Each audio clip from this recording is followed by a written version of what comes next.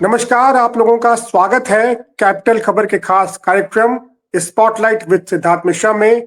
मैं हूं अमित शर्मा और हमारे साथ मौजूद हैं हमारे मेहमान वरिष्ठ पत्रकार श्री सिद्धार्थ मिश्रा जी। सर नमस्कार, बहुत बहुत स्वागत है आपका। नमस्कार। नमस्कार अमित जी सर, आज 14 दिसंबर है और पूरा देश जो है वो आज भारतीय सिनेमा के जो ग्रेट शोमैन थे राज कपूर, उनकी जन्म शताब्दी मना रहा है और वो तमाम यादें आज फिर से सबके मन में ताजा है। फिल्म इंडस्ट्री को राज कपूर ने अगर कहें तो एक दिशा दी।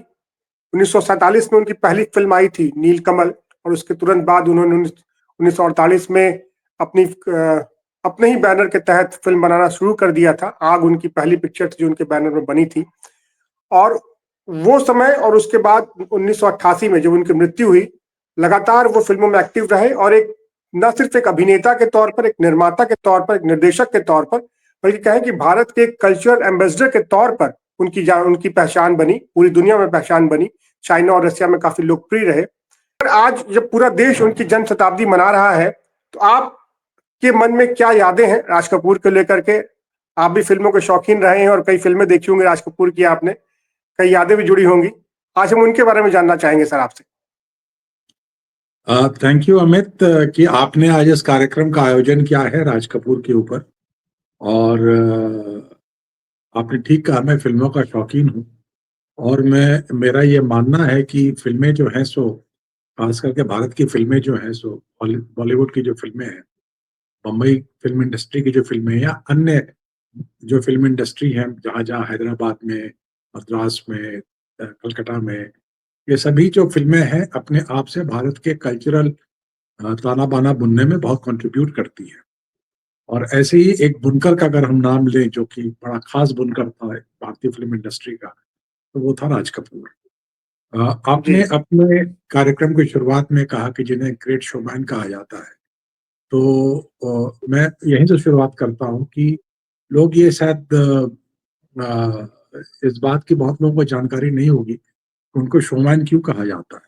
कुछ लोग कहते हैं कि क्योंकि वो बड़ी-बड़ी पार्टियाँ देते थे, होली का आयोजन करते थे, बड़े फंक्शन करते थे, इसलिए उनको शोमैन कहा जाता था। ऐसी बात नहीं है। उनको शोमैन इसलिए कहा जाता था कि वो जो मॉडर्न इंडियन सिनेमा के उनको फाउंडर के रूप में देखा जाता और वो कहीं न कहीं इंस्पायर्ड थे अमेरिकन सिनेमा के फाउंडर सेसिल डे मिल से। सेसिल डे मिल साहब जो थे, उनको अमेरिकन सिनेमा का फाउंडर कहा जाता था और वो उन्होंने साइलेंट एरा में भी मूवीज बनाई और ये साउंड एरा में भी मूवीज बनाई। राज कपूर का जो सिनेमा मेकिंग का जो स्टाइल था वो कहीं ना कहीं सेसल डी मिल के सिनेमा स्टाइल से इंस्पायर्ड था और वो भी मतलब कि जो कहते थे एपिक स्टाइल, बड़े पर्दे पर बड़ा सपना, बड़ा चित्र बनाने वाला स्टाइल जो था वो सेसिल डी मिल का भी था और राज कपूर का भी था। इसके बारे में जो एक मैं एग्जाम्पल आपके सामने रखना चाहता हूँ कि सिमी गरेवाल ने एक बार बताया था कि जो फिल्म थी मेरा नाम जोकर, उसमें जो तीतर के जो आगे तीतर, तीतर के जो पीछे तीतर जो गाना है, उसकी जो उसके जो अंतरा की जो रिकॉर्डिंग है वो सनसेट के साथ हो रही है और वो उनको सनसेट, जिस तरह का राज कपूर सनसेट चाह रहे थे उस तरह का सनसेट उनको मिल नहीं रहा था और 14 दिन लगातार वो उस हिल टॉप पे गए अपने पूरे 140 लोगों के यूनिट के साथ, जनरेटर, कैमरा, बाकी सब चीजें लेकर के 14 दिन वो गए और 14वें दिन जाकर के उनको वो मिला। 14वें दिन जाकर के उनको वो सनसेट मिला जिसका उन्होंने तस्वीर उतारा और तीतर के आगे तीतर, जो फिल्म में जो आप सनसेट देखते हैं वो वाला सनसेट है। तो ये एक बड़े पर्दे पर एक कलाकार अपने सेटिस्फैक्शन से एक बड़े कैनवास पर, मतलब कि कहीं कोई कॉम्प्रोमाइज नहीं करना, ये राज कपूर की खासियत थी। और जब इतने बड़े सपने वो व्यक्ति देखता था तो बड़ा उनका कैरेक्टर जो था बड़ा ही गजब का मोज़ाइक था उनके फिल्म मेकिंग का। जो अगर आप उनके फिल्म मेकिंग के प्रोफाइल को जो आप देखें तो उसमें बड़ा गजब का कंट्रास्ट था। एक तरफ तो वो सेसिल डेमिल से वो इंस्पायर्ड है और दूसरी तरफ वो इंस्पायर्ड है चार्ली चैपलिन से। चार्ली जी चैपलिन ने वो उन्होंने खुद ही एक जगह कहा है। इनफैक्ट मैंने राज कपूर की फिल्में तो देखी ही हैं, राज कपूर के इंटरव्यूज और राज कपूर पे दिए गए इंटरव्यूज वगैरह को भी मैंने काफी गहन अध्ययन किया है, कहीं कहीं पर पढ़ा है, देख। आप जानते हैं कि मैं सिनेमा पढ़ाता हूँ, तो मेरा ये एरिया ऑफ इंटरेस्ट है। तो जी वो राज कपूर ने एक जगह एक इंटरव्यू में कहा था दूरदर्शन पर कि मैं जब हम बच्चे कि भाई उन लोगों ने पूछा कि आप चार्ली चैपलिन से इंस्पायर्ड कैसे हुए, तो उन्होंने कहा कि जब हम बच्चों को फिल्में दिखाने ले जाते थे तो भाई बच्चों की फिल्में दिखानी है, चार्ली चैपलिन की फिल्म दिखा दो इनको, क्योंकि बच्चों की फिल्में हैं, कॉमिक फिल्में हैं। कहते थे बाकी बच्चे जब चार्ली चैपलिन हंसते थे मुझे उस पर रोना आता था, कहीं ना कहीं उसका कैरेक्टर मुझे छू जाता था, और उसको राज कपूर ने अपने जीवन में अवतरित किया। तो देखिए, एक तरफ तो बिल्कुल जो कहते हैं वैभव से भरा हुआ सेट बना रहे हैं वो, और दूसरे तरफ कैरेक्टर चार्ली चैपलिन का है। और चार्ली चैपलिन को वो के कैरेक्टर को, जो एक little man, common man, little man के कैरेक्टर को उन्होंने डिफाइन कैसे किया, बहुत लोग को ये बात नहीं पता थी, होगी, मैं शेयर कर रहा हूँ, या होगी भी, मैं नहीं कहता कि मैं ही सब कुछ जानता। उस दूरदर्शन के इंटरव्यू में एक जो था वो उसमें उन्होंने कहा था कि मैंने चार्ली चैपलिन के कैरेक्टर को डिफाइन किया है आवारा के गाने में, जहां पर कि मैंने कपलेट डाला था, और वो कपलेट में था कि घर बार नहीं, संसार नहीं, मुझे किसी से प्यार नहीं, उस पार किसी से मिलने का इकरार नहीं, अनजान नगर सुनसान डगर का प्यारा हूँ, आवारा हूँ। तो 12 जी ये राज कपूर ने डिफाइन किया था इस इस कपलेट में, राज कपूर के ही शब्दों में, इस कपलेट से राज कपूर ने डिफाइन किया था चार्ली चैपलिन के कैरेक्टर को। चार्ली चैपलिन के कैरेक्टर से वो देखते थे, और इसको राज कपूर ने अपनी कई फिल्मों में उतारा। इसको राज कपूर जब तक वो फिल्मों में के अपनी फिल्म, राज कपूर तो नायक तो रहे ही, लेकिन उससे बड़ी बात कि वो निर्देशक, अव्वल दर्जे के और जब तक वो अपने निर्देशन में उनके हर एक कैरेक्टर में कहीं ना कहीं वो जो आवारा नायक जो है, आवारा नायक जो है, जो कि वो बरसात हो या श्रीमान 420 हो या जोकर तक, मेरा नाम जोकर तक, वो कैरेक्टर आकर के सामने आता है। इनफैक्ट वो भी जो कैरेक्टर संगम में भी जो है, वो पायलट जो है वो भी सोफिस्टिकेटेड है, सब कुछ अच्छे परिवार का, लेकिन कहीं ना कहीं आवारागर्दी उसके अंदर भी है।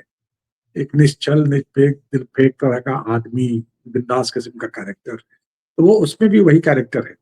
तो इस तरह से चार्ली चैपलिन को और सेसल डी मिल के, इन दोनों के जो इंस्पिरेशन उसके लाइफ थे, ये दोनों इंस्पिरेशन उनके लाइफ के थे, जिसको उन्होंने अपने फिल्मांकन में, अपने इसमें उतारा। तो जी दो पहलू होते हैं फिल्म मेकिंग के। एक पहलू तो होता है जो फिल्मांकन, और दूसरा पहलू होता है कैरेक्टराइजेशन। तो कैरेक्टराइजेशन में जो सारा वो डिपार्टमेंट होता है, जो लिखने वाले लोग हुए, डायलॉग लिखने वाले, कहानी लिखने वाले, गीत संगीत बनाने वाले, ये लोग, और फिल्मांकन जो कि सेट्स, कैमरा था। तो राज कपूर में जो, अगर हम वही कहना ताना बाना की अगर हम बात करें, तो वो जो था, जो एक तरफ तो वो सेसल डी मिल से इंस्पायर्ड थे फिल्मांकन में, और कैरेक्टराइजेशन में वो जो है सो चार्ली चैपलिन से इंस्पायर्ड। इसीलिए उन्होंने एक बड़ा ही जबरदस्त एडमिक्सचर प्रेजेंट किया उस समय, जो है सो, जो कि इतने साल, जो कि अभी भी हम जब उनका 100 साल सेलिब्रेट कर रहे हैं। राज जी कपूर ने आखिरी फिल्म जो बनाई थी राम तेरी गंगा, हालांकि हीना का भी क्रेडिट उन्हीं को जाता है, जी लेकिन तब तक बिल्कुल उनकी मृत्यु हो गई थी। तो 50 साल तो साहब उनके, मतलब कि वो 50 साल करीब उनको गुजरे हुए हो गया, मतलब कि वो 88 36 में साल 1988 88 में वो गुजरे थे, तो 36 साल तो उनको गुजरे हुए हो गया। जी बिल्कुल और 40 साल उनको लास्ट फिल्म बनाए हुए हो गया, लेकिन फिर भी हम उनके फिल्मों के बारे में बात कर रहे हैं, डिस्कस कर रहे हैं। वो इस कारण से कर रहे हैं कि इस तरह का जो कॉम्बिनेशन जो उन्होंने तैयार किया था, वो कोई और के बस की बात नहीं थी, और कोई उस तरह से वो कर भी नहीं पाया, जिस तरह से उन्होंने किया। जी जी। राज कपूर की खासियत ये रही कि जैसे हम लोगों ने शुरू में ही बात की, और बड़ा बखूबी आपने बुनकर शब्द का इस्तेमाल किया है राज कपूर के लिए, जिसने हम कहें कि फिल्म इंडस्ट्री के ताने बाने को बुना। और उस समय एक त्रिमूर्ति बड़ी फेमस हुआ करती थी, राज कपूर, देवानंद और दिलीप कुमार की। उसमें दिलीप कुमार जहाँ ट्रेजेडी किंग के रोल में महारत हासिल कर चुके थे, देवानंद की एक इमेज थी वो फ्लैम्बॉयंट बॉय की, वो मॉडर्न बॉय की। राज कपूर इन दोनों के बीच में कहीं ना कहीं भारत के एक आम आदमी को, जिसको कॉमन मैन कहते हैं, उसको रिप्रेजेंट करते थे। आपको लगता है कि ये वो कारण था जिसने राज कपूर की छवि को एक अंतर्राष्ट्रीय रूप प्रदान किया? देखिए, राज कपूर का जो दिलीप कुमार अपनी जगह पे बहुत शानदार कलाकार रहे, देवानंद अपनी जगह बहुत शानदार कलाकार रहे। दिलीप कुमार ने एज निर्देशक बहुत कंट्रीब्यूट नहीं किया, शायद एक आध कोई फिल्म उन्होंने निर्देशन की होगी। देवानंद ने अपने समय से, अपने सोच से एक कई अच्छी फिल्में बनाई, लेकिन वो अलग लीग की फिल्में बनाई। मतलब कि उनकी कुछ तो बहुत ही अच्छी फिल्में बनाई उन्होंने, लेकिन अपने लीग से बनाई। लेकिन राज कपूर अलग किस्म के फिल्मकार थे। और राज कपूर की भी एक, जब वो जो इनफैक्ट ये बात अब आप कर रहे हैं, तो ये बात इनफैक्ट अभी जो राज कपूर का परिवार जो प्रधानमंत्री जी से मिला, तो प्रधानमंत्री जी ने कहा कि उस समय 1950s में, जबकि सॉफ्ट पावर का शब्द का इजाद भी नहीं हुआ होगा, उस समय राज कपूर ने, नरेंद्र मोदी जी ने कहा कि उस समय राज कपूर जी ने हिंदुस्तान के सॉफ्ट पावर को एस्टैब्लिश किया। और राज कपूर जब वहां गए हैं, यूनाइटेड सोवियत यूनियन गए हैं, और वहां पर उन्होंने जब अपने फिल्मों का, उनका आवारा फिल्म का जब प्रदर्शन हुआ है, तो उन्होंने जो लाइन कही है वहां पर, देखिए ये राज कपूर, अनफॉर्चुनेटली हम जब सिनेमा पढ़ते हैं, पढ़ाते हैं, उसके बारे में लिखते हैं, बोलते हैं, तो हम राज कपूर के जो ओरिजिनल विचार हैं उनकी फिल्मों के बारे में बात करते हैं, लेकिन राज कपूर के फिल्मों के बारे में क्या विचार है उसके बारे में हम बहुत कम उल्लेख करते हैं। उसमें राज कपूर ने यह कहा कि cinema is the greatest mission for all young people to bring countries together. उन्होंने सिनेमा के पावर के समय बात की कि सिनेमा एक ऐसा माध्यम है जो कि सारे देशों को एक मंच पर एक जगह ला सकता है। ये राज कपूर ने जो प्रधानमंत्री ने जैसा कहा कि सॉफ्ट पावर की उन्होंने तब परिकल्पना की, तो वो उनका ये स्टेटमेंट, जो प्रधानमंत्री जी जो बात कह रहे थे, ये स्टेटमेंट जो है सो उस चीज को डिफाइन करता है कि cinema should be the mission of all young people to bring countries together. अब जो राज कपूर के बारे में जो ये कहा जाता है कि एक, जब इसी सिलसिले में राज कपूर के बारे में लोग ये कहते थे कि, हालांकि मैं नहीं मानता ऐसा, लेकिन लोग ये कहते थे, उनसे सवाल भी ये किए जाते थे कि क्या आप सोशलिस्ट हैं, आप सोशलिज्म के प्रति, लेफ्ट के प्रति आप स्नेह रखते हैं? वो तो उन्होंने इस बात को ये कहा था कि मैं लोगों के साथ, और लोगों की जो समस्याएं हैं, लोगों की जो पेन है, लोगों की जो एंग्विश है, लोगों के जो दर्द है, लोगों की जो खुशियां हैं, मैं उसको लाता हूं। और ये तो डिपेंड करता है कि लोग वामपंथी हैं या लोग दक्षिणपंथी हैं या लोग क्या चाहते हैं, तो लोग का डिफरेंस। मैं लोगों के साथ। और उन्होंने एक बात कही कि, बड़ी अच्छी बात कही थी कि मेरा काम, मैं जागृति उनकी एक फिल्म भी थी, आपको याद होगा, जागृति। बिल्कुल तो मेरा काम जागृति लाना है।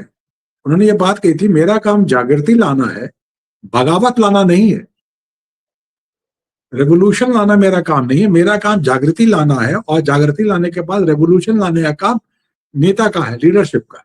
ये बात उन्होंने कही थी। ये भी कितनी बड़ी बात उन्होंने कही थी।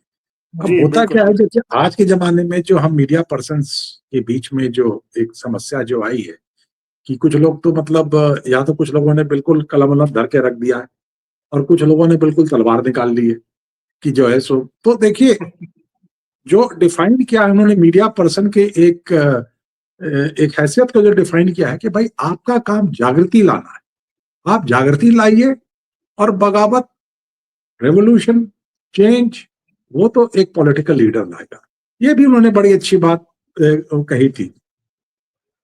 और उन्होंने ये भी कहा था कि मैं जब उनकी इस बात में हुई थी कि भाई आप जो है सो कि सत्यजीत रे जैसे फिल्में बनाते हैं, जैसी फिल्में बनाते हैं, तो उन्होंने कहा देखिए मैं कॉमर्शियल फिल्में बनाता हूँ, कॉमर्शियल मीडियम का यूज मैं जागृति लाने के लिए करता हूँ, ये बात इन्होंने कही थी। और उन्होंने इतने सारे इश्यूज पे इतनी सारी बातें की, और कभी आप उनके इंटरव्यूज को देखें तो क्या भाषाओं पे पकड़, उर्दू पे पकड़, अंग्रेजी पे पकड़, हिंदी पे पकड़, क्या उनको भारतीय संस्कृति की समझ। अब आप भारतीय संस्कृति की जब मैं बात करता हूं, जो आपको एक बता रहा हूं कि राम तेरी गंगा मैली कहां से बनी, तो वो रामकृष्ण परमहंस और वो जो थे तोतापुरी महाराज, इनके उनके बातचीत में एक संदर्भ वो कहते हैं वो कहते हैं गंगा मैली है। तो राज कपूर के मन में ये बात बैठ गई कि गंगा मैली है, और इस गंगा मैली है, और इस पर वो लगातार फिल्म बनाने की सोचते रहे। गंगा मैली है, गंगा मैली, कई साल पहले उन्होंने कहीं पढ़ा होता है।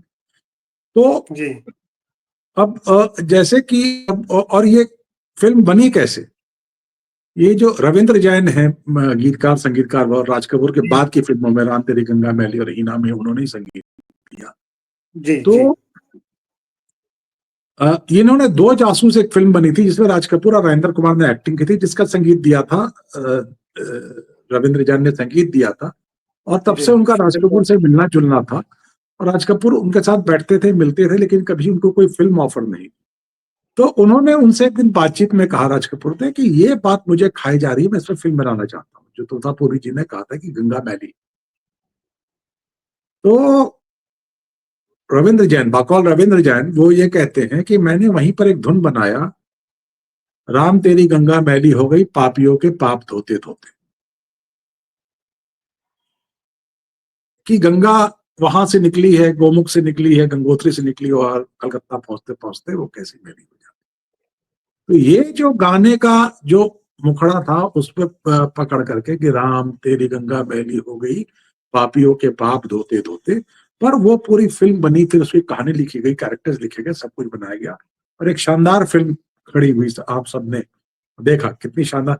उन्होंने गंगा में पॉल्यूशन का बात, राजीव गांधी तो 1985 में गंगा सफाई अभियान लेकर के आए, और ये फिल्म तो मेरे ख्याल से उसके पहले बन गई थी या उसके आसपास बनी थी, मतलब ये बननी तो उसके पहले ही शुरू हो गई थी, बननी उसके पहले ही शुरू हो गई थी। तो वो आदमी अपने समय से आगे, वो आदमी अपने समय से बहुत आगे सोचता था, ये बड़ी खास बात थी। और ये जो संदर्भ है कि कैसे राम तेरी गंगा मैली बनी, ये भी अपने आप में बहुत शानदार एक एग्जाम्पल उस आदमी के बारे में है कि वो कितना बढ़िया सोचता था, कितना बढ़िया दिखता था। और उस समय, जिस समय शंकर जयकिशन नहीं रहे, और बीच में उन्होंने लक्ष्मीकांत प्यारेलाल से कुछ फिल्मों में संगीत दिलवाई, लेकिन अल्टीमेटली उन्होंने रविंद्र जैन को अपने मैग्नम ओपस के लिए चुना। तो ये भी शो करता है कि वो आदमी को कई बार टैलेंट में बिलीफ होता था कि भाई ये कर सकता है। और रविंद्र जैन वो ये कहते हैं कि रविंद्र जैन वो ये कहते थे, दादू कहते थे उनको, कि दादू तुम में मुझे मेरा शैलेंद्र और जय किशन दोनों ही मिल गए, क्योंकि रविंद्र जैन गीत भी लिखते हैं। जी बिल्कुल, तो ये बात थी। तो ये टैलेंट को पहचानना एक जौहरी का काम, ये राज कपूर की बड़ी खास बात जी। ये वाकई बहुत बड़ा गुण था, और एक मेरे ख्याल से हर बड़े फिल्मकार में ये बात होनी चाहिए, होती है। जैसे राज कपूर जी ने भी सोचिए सर 24 साल की उम्र, 1948। आपने जो बात पूछा था मुझसे, सॉरी मैं आपको काट रहा हूँ, जो आपने मुझसे बात पूछा था कि उन्होंने कि वर्ल्ड सिनेमा की बात की थी और कहा था कि bring all the countries together, और इसको उन्होंने अपने अगले फिल्म में इंटरनेशनलिज्म को अपनी अगले फिल्म श्रीमान 420 में उसको लाए भी। जो गाना जो है, मेरा जूता है जापानी, पतलून इंग्लिस्तानी, सर पे लाल टोपी रूसी फिर भी दिल है हिंदुस्तानी, तो इंटरनेशनलिज्म की उन्होंने बात की वहां पर। तो वो जो बात जहां से शुरुआत हुई थी, मैंने ये बात रह गई थी, मैंने सोचा कि ये ऐड कर दूं। जी पूछें प्लीज। जी मैं वही कह रहा था कि टैलेंट को पहचानना राज कपूर को बखूबी आता था, और यही कारण है कि सर इतनी छोटी उम्र में, वहां तो 24 साल की उम्र में साल 1948 था जब उन्होंने अपनी पहली फिल्म बनाई, आग। और धीरे धीरे करके उन्होंने पूरी टीम खड़ी कर ली। जैसे शंकर जयकिशन म्यूजिक डायरेक्टर के तौर पर उनके साथ हमेशा जुड़े रहे, शैलेंद्र और हसरत जयपुरी जैसे गीतकार उनके साथ रहे, मुकेश जैसे सिंगर उनकी आवाज बने, उनकी पहचान बने। राइटर के तौर पर उनके पास ख्वाजा अहमद अब्बास और बीबी साठे जैसे लोग उनके साथ रहे। और तो आप ये इंदिराज पूरी टीम। आनंद, जी इंदिराज आनंद, वो भी थे, जी बिल्कुल। इंदिराज आनंद भी थे। हाँ। जी जी, कई ऐसे नाम हैं जो राज कपूर के साथ हमेशा जुड़े रहे। तो उसके बाद उन्होंने अपना फिर उसके पहले उन्होंने आर के बैनर भी बना लिया था, फिर आर के स्टूडियो बनाया। तो एक इतनी कम उम्र में इतना बड़ा विजन, सर ये आसान बात नहीं, एक विलक्षण प्रतिभा का ही संकेत है। और चूंकि बहुत शुरुआती दौर था फिल्मों का, 1927-28 में उन्होंने फिल्में बनाना शुरू कर दिया था। और धीरे धीरे कहेगा कि भारतीय फिल्म इंडस्ट्री को एक विजन देने में, एक दिशा देने में उनका बड़ा योगदान रहा। देखिए, यहाँ पर मैं राज कपूर के एक इंटरव्यू, ये एक उनका कोटेशन और है, उसको मैं बताना जी चाहूंगा आपको। राज कपूर 1900, जब एक बड़ा फंक्शन था उसका, आर के स्टूडियो में हर एक साल सालाना पूजा का फंक्शन होता था, तो उसके बाद जी। बातचीत में उन्होंने कहा था कि एक हम्म। स्टूडियो क्या होता है। एक स्टूडियो चार दीवार तो होती है, लेकिन एक स्टूडियो जाना जाता है जो उस चार दीवार के अंदर बनता है। जी तो वो उस आदमी का विजन था कि वो तो उसका वर्क प्लेस था। और लेकिन आर के स्टूडियो, आर के फिल्म्स, आर के स्टूडियो उस उस ईंट गारे के स्ट्रक्चर के लिए नहीं जाना गया। आर के स्टूडियो, आर के फिल्म्स जाना गया जो राज कपूर के प्रोडक्ट्स थे। राज कपूर जी ने जिन चीजों के बारे में बात की, जो जिस चीजों को वो सामने लेकर के आए। उसके बाद आपने भी मुकेश जी की बात कही थी, और राज कपूर अपने इनमें कितना ट्रस्ट करते थे अपने इसमें, और कितना क्रेडिट देते थे। राज कपूर ने कहा कि जिस दिन मुकेश गुजर गए, उसके बाद उन्होंने कहा कि मैं तो गाना गाया ही नहीं फिल्म में उसके बाद, क्योंकि मैं तो गाना, मेरे वो सोल थे, मेरी वो आत्मा थी, गाना वो गाते थे। जी इनफैक्ट वो जो फिल्म थी, एक रणधीर कपूर की फिल्म थी, वो लास्ट फिल्म थी कि वो जो है जी जी। इस दिन बिक जाएगा माटी के मोल, हाँ जी बिल्कुल। रह जाएंगे प्यारे तेरे बोल। वही मेरे ख्याल से वो जो है नितिन ने, मेरे ख्याल से वो गाना गाया था, नितिन मुकेश ने वो गाना गा के पूरा किया था उसके बाद से। तो ये उनकी, और अपने हरेक इसके साथ अपने हरेक ही टीम के व्यक्ति के साथ, जो भी उनके साथ थे, उनको तवज्जो देना, उनको सुनना, उनसे बात करना, उनसे इंटरेक्ट करना, ये उनकी खास बात थी। और यहाँ पर एक बात जो आप शायद पता नहीं उठाएंगे या नहीं उठाएंगे, मैं ही उठा देता हूँ। जो उनके अपने नायिकाओं के साथ जो संबंध रहे, जी बिल्कुल। उसके बारे में भी राज कपूर ने ये कहा कि मेरी नायिका, लोग कहते नायिकाएं, जैसे पहले उनका नाम जोड़ा नरगिस के साथ, फिर उनका नरगिस के नाम साथ। जोड़ा फिर उनका नाम जोड़ा वैजंती माला के साथ नाम जोड़ा। तो बिल्कुल। लोग ये कहते थे कि भाई, तो राज कपूर ने ये कहा कि देखो भाई, पहले तो उन्होंने कहा कि जो एक एक्ट्रेस होती है, वो एक किरदार को जीती वो एक किरदार को जीती है, और उस किरदार को किसके हाथ से जीती है? उस किरदार को वो डायरेक्टर के हाथ से जीती है। और जब वो किरदार को पर्दे पे देखती है कि इतना शानदार किरदार निकल करके आया है, तो बनाने वाले के प्रति उसको स्नेह हो जाता है। लेकिन ये स्नेह उसको डायरेक्टर के से नहीं होता है। वो कहता the women love themselves, the actress love themselves, ये उनके शब्द है कि the actress love themselves, they don't love Raj Kapoor, they love themselves. कि राज कपूर, और राज कपूर ने चूंकि उनको उस कैरेक्टर में उतारा, इसीलिए उनसे वो उनका नाम जुड़ता है। जी और उन्होंने बड़ी हंसी ठिठोली में कहा था कि भाई, इसका तो मैंने उल्लेख एक जगह कर दिया है कि जब मैंने कहा बोल राधा बोल संगम होगा कि नहीं, तो फिर उसने, और अंत में वो कहती नहीं नहीं नहीं नहीं। तो वो कहते कि ये संगम कभी नहीं हुआ।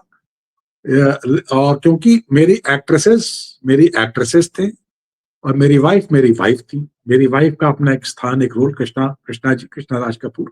उनका एक स्थान था मेरे बच्चों के पालन पोषण और मेरी वो लाइफ की मेरी एंकर है। तो जो राज कपूर की भी कितनी क्लैरिटी थी अपने संबंधों के बारे में, you see look at him as an human being also. जी बिल्कुल। Look at him as an human being also कि ये एक अच्छा खासा भरा पूरा परिवार, बाप के साथ रिश्ता, भाइयों के साथ रिश्ता, और सब बड़े बड़े लोग, जी पृथ्वीराज कपूर बाप, भाई में शम्मी कपूर, शशि कपूर, बेटे रणधीर कपूर, ऋषि कपूर, राजीव कपूर, बेटियां, तो सबके साथ भी एक रिश्ता। तो क्योंकि उन्होंने अपने प्रोफेशनल लाइफ को और पर्सनल लाइफ को बिल्कुल अलग रखा।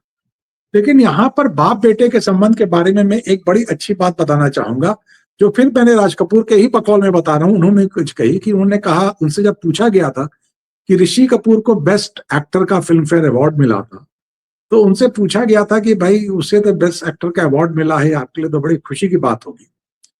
तो उन्होंने कहा कि उनने कहानी बताई, कहा कि जब मैं एक्टिंग करके आता था अपने पिताजी से पूछता था कि कैसी रही, तो वो कहते थे थोड़ा कसर रह गया, थोड़ा कसर रह गया। तो फिर मैंने उनसे पूछा कि आप ये क्या कहते हो, थोड़ा कसर रह गया, कसर रह गया? तो उन्होंने फिर कहा कि जो बंजारों को आप देखते हैं, जो कि अब तो बहुत कम दिखते हैं, जो बंजारे पहले ढोल वोल बजा करके और ये करके जिम्नास्टिक्स जैसी चीजें करके नाच गाना करके करते थे, तो कहते थे कि एक बंजारा नीचे ढोल बजा रहा है, अपने कंधे पे बांस पर उसका बेटा खड़ा होकर के ऊपर नाच रहा है, और वो लोग खूब ताली बजा रहे हैं, और बाप ढोल बजा रहा है और बच्चा खूब अच्छा नृत्य कर रहा है, लेकिन बाप फिर के थोड़ा कसर रह गया, थोड़ा कसर रह गया। तो कहता है कि बाप हमेशा बेटे को, ऐसे बात नहीं है कि बाप बेटे को डिसलाइक कर रहा है, लेकिन बाप बेटे को और बढ़िया करना चाहता है। तो वही उन्होंने कहा कि ये तो बहुत अच्छी बात है कि मेरे बेटे को फिल्म फेयर अवार्ड मिल गया है, उससे नवाजा गया है, लेकिन मैं तो ये कहूंगा थोड़ा कसर रह गया, थोड़ा कसर रह गया। तो ये बाप के साथ रिश्ता उनका और बेटों के साथ रिश्ता, जी क्या बढ़िया रिश्ता, जी क्या बढ़िया जी रिश्ता। मतलब आप देखिए, तो ये जो एक परिवार और कलाकार दोनों में वो अपने आप में एक अद्वितीय पर्सनालिटी, जो मैं कहता हूँ वो राज कपूर की अद्वितीय पर्सनालिटी थी। इससे तो कई हैं, मतलब उनके बारे में बात करने को, उनकी फिल्मों के बारे में बात करने को। जी जी जी, मैं वही कह रहा था कि कहीं ने जो राज कपूर, जैसे भी आपने कपूर फैमिली की बात की, तो मधु जैन की किताब भी है।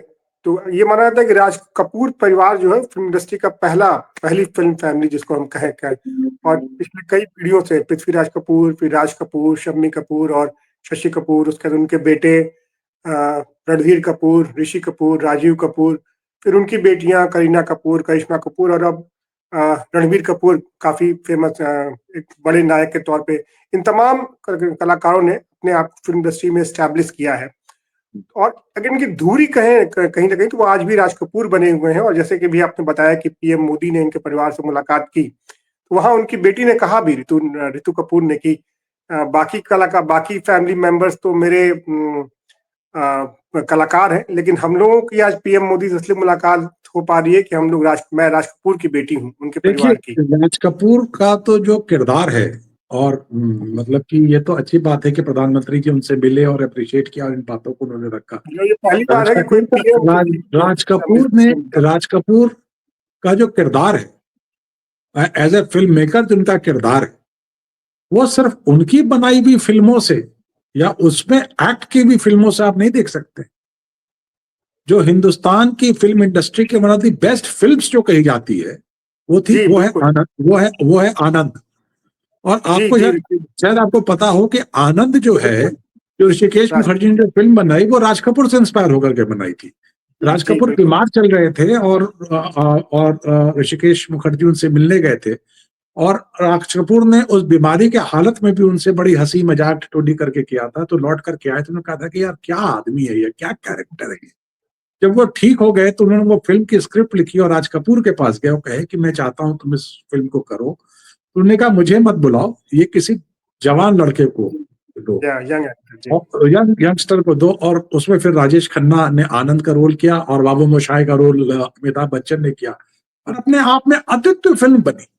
बिल्कुल, और ऋषिकेश मुखर्जी ने इस बात का क्रेडिट दिया, कहा कि अगर राज कपूर जैसे कैरेक्टर, देखिए रियल लाइफ कैरेक्टर जो मैं बात कर रहा था राज कपूर के पर्सनालिटी की, तो आप देखिए पर्सनालिटीज लोगों को इंस्पायर करती है, क्रिएटिव वर्क को इंस्पायर करती है।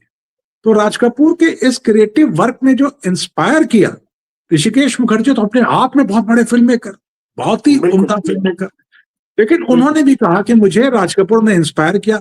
ये कितनी बड़ी बात है, वो सर्टिफिकेट है उस आदमी के जो का जो कैलिबर है उसके बारे में।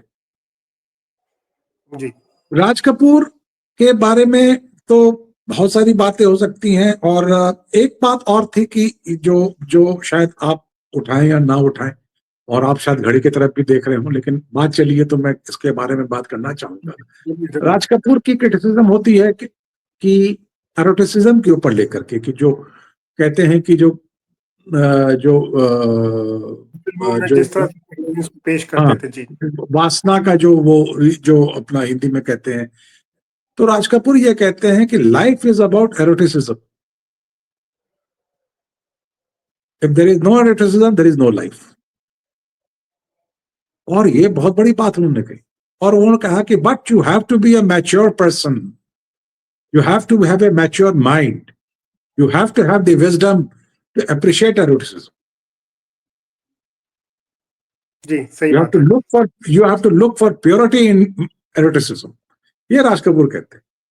और ये भी और उनकी जो फिल्में हैं, आप उनकी फिल्मों को आप जो एरोटिसिज्म है उसके अंदर, लेकिन कहीं भी वो फिल्में आपको कोई क्या कहते हैं, वो eroticism is part of the story line, वो eroticism is not the product to market that film. ये उनकी फिल्म मेकिंग की बड़ी खास बात है, राज कपूर की फिल्म मेकिंग की, जो अपने आप में मेरे ख्याल से। एक बात मैं और कहना चाहता हूं, जो राज कपूर से जब ये कहा गया था, पूछा गया था जी ये बाप बेटे का रिलेशनशिप के बारे में बात हो रही थी, तो राज कपूर ने जो इसके बारे में उनका ये था, और यही कहा था कि कसर है तो कहो, इनकरेज तो करो, लेकिन कभी ये मत समझो कि बच्चे तुम्हारे जायदाद हैं, बच्चे तुम्हारे जायदाद नहीं है। और इस बात को भी उन्होंने फिल्माया। देखिए बॉबी फिल्म जो उनकी बनी, जिसके बारे में टीनेज लव, फला ढेकना, तरह तरह के, लेकिन राज कपूर की क्या सोच थी कि बच्चे माँ बाप का जायदाद नहीं, उनकी अपनी लाइफ। और जो माँ बाप प्राण और प्रेमनाथ, क्या बढ़िया उन्होंने फिल्म में रोल किया, क्या बढ़िया रोल किया। बाप अपने बच्चों को बहुत मानते हैं, बहुत लाइक करते हैं, लेकिन कहीं ये गलती कर बैठते हैं कि वो उनकी जायदाद है। जी बिल्कुल। तो और ये भी उनकी जो उनकी फिलॉसफी जो थी, उसका भी एक ये बड़ा ही ये था।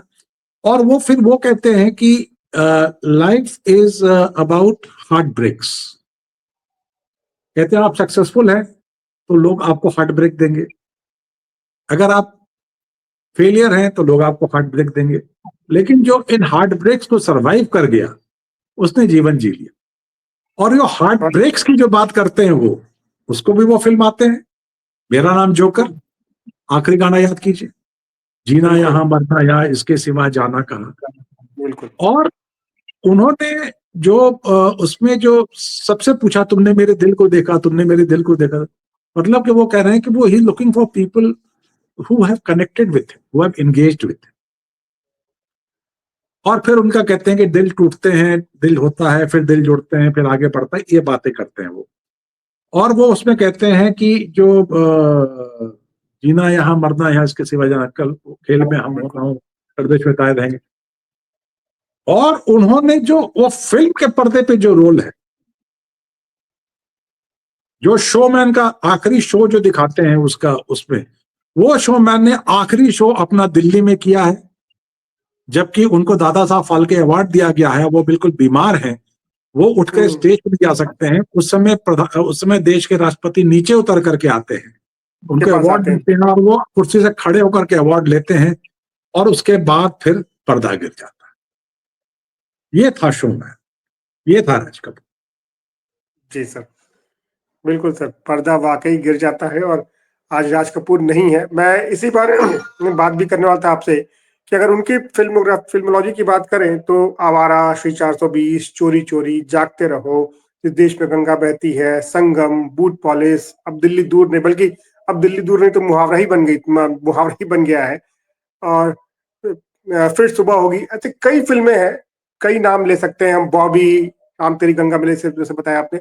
लेकिन ये जो मेरा नाम जोकर है, इसका एक खास मुकाम रहा उनकी जिंदगी में। बहुत ही शौक से उन्होंने फिल्म बनाई, बड़ी फिल्म बनी थी, 2 इंटरवल थे, लेकिन फिल्म उस वक्त नहीं चल पाई थी। हालांकि आज इसे क्लासिक मानते हैं हम। और इसके बाद ही उन्होंने बॉबी बनाई थी फिर। तो मेरा नाम जोकर पे से हम थोड़ा आपका और एक्सपर्ट कमेंट चाहेंगे। अब मैं देखता हूँ कि जो फिल्म उस वक्त नहीं चली थी, अब वो बहुत लोगों की फेवरेट फिल्म रही है। देखिए, क्लासिक के तौर पर राज कपूर से इसके बारे में कई बार पूछा किया, और इसके बाद मैं क्या जवाब दूं, राज कपूर ने खुद ही जवाब दिया। कहता है वो बच्चों की, एक माँ बच्चों को जन्म तो दे सकती है, उनको कर्म नहीं दे सकती। वो कहते हैं कि ये जो मेरे 2 बच्चे थे, वो सिर्फ जोकर की बात नहीं करते हैं, वो जागते रहो की भी बात करते हैं। कहते हैं कि मेरे जो ये 2 जोकर थे, वो दोनों जो मेरे जो ये 2 बच्चे थे, इनके कर्म में नहीं था चल, और वो नहीं चले। लेकिन ये फिल्में मैंने उतनी ही मेहनत से, उतनी ही से बनाई थी जितनी की बाकी फिल्में बनाई थी। और इनफैक्ट अगर आप जागते रहो को देखो, तो उसमें नरगिस मेरे ख्याल से लास्ट टाइम उसमें आती हैं, वो पानी पिलाती हैं उसमें जो है सो, and that is her last association I think with RK Films. और फिर मेरा नाम जोकर के बाद राज कपूर भी जो है सो, मेरे ख्याल से आरके की किसी फिल्म में फिर वो एक्ट नहीं करते हैं, एक्सेप्ट फॉर रणधीर कपूर जो फिल्में बनाते हैं उसमें एक्ट करते हैं। लेकिन वो एक्ट नहीं करते। जी, चलिए सर, वाकई जैसे भी आपने पहले कहा कि पर्दा गिरता जरूर है, लेकिन उस पर्दे के गिरने से पहले जो एक ग्रेट शोमैन का जो शो होता है, वो पूरी दुनिया देखती है। राज कपूर को भी, उनकी प्रतिभा को वो पूरी दुनिया ने देखा। और आज इतने सालों के बाद, जैसा आपने कहा कि 1988, लगभग 50 साल हो रहे हैं लगभग, और इतने दिनों के बाद भी हम राज कपूर को याद कर रहे हैं, ये बहुत बड़ी बात है। लोग आते हैं जाते हैं, लेकिन जिनकी निशानियां हमारे दिलों में रह जाती हैं, ऐसे बहुत कम लोग होते हैं। राज कपूर उनमें से एक थे। और फिल्म इंडस्ट्री का जब भी हम जिक्र करेंगे तो बिना राज कपूर का जिक्र किए शायद वो जिक्र कभी पूरा नहीं हो सकता है। सर, बहुत बहुत धन्यवाद आपका। अमित, इसके पहले कि आप दर्शकों को धन्यवाद दें, मैं राज कपूर की 2 बातों को मैं फिर से दोहराना चाहूंगा जो उन्होंने कही कि बच्चे माँ बाप की जायदाद नहीं होते, और दूसरी बात कि जो एक्ट्रेस है वो डायरेक्टर से मोहब्बत करती है, ना कि किसी 2 व्यक्तियों की वो मोहब्बत होती है। ये 2 बड़ी बातें हैं, और ये बात कला के लिए, क्रिएटिविटी के लिए बहुत जरूरी है। जी, और आज ही मैं पढ़ रहा था कि सुप्रीम कोर्ट का डिसीजन भी यही आया है। किसी केस में सुप्रीम कोर्ट ने कहा है कि माँ बाप जो हैं बच्चों को अपनी संपत्ति नहीं माने, उन्हें अपना जीवन जीने दे। जी, मुझे राज कपूर ने आज कह रहे हैं 74 में फिल्म बना दी, 73 में फिल्म बना दी बॉबी इसके ऊपर, 50 साल पहले।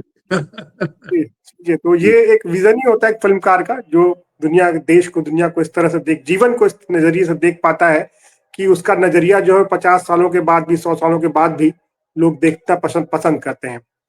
सर, बहुत बहुत धन्यवाद फिर से आपका। हमारे दर्शकों का भी बहुत बहुत धन्यवाद हमसे जुड़ने के लिए। आप ऐसे ही अपना प्यार देते रहिए, लाइक कीजिए, सब्सक्राइब कीजिए, कमेंट कीजिए, कमेंट जरूर कीजिए। हमें बताइए कि आप और किन मुद्दों पर बातचीत करना चाहते हैं, सुनना चाहते हैं, किन मुद्दों को, हम जरूर उन पर बातचीत करेंगे। आज के लिए सर इतना ही। एक बार फिर से आपका बहुत बहुत शुक्रिया। नमस्कार। धन्यवाद। Thank you.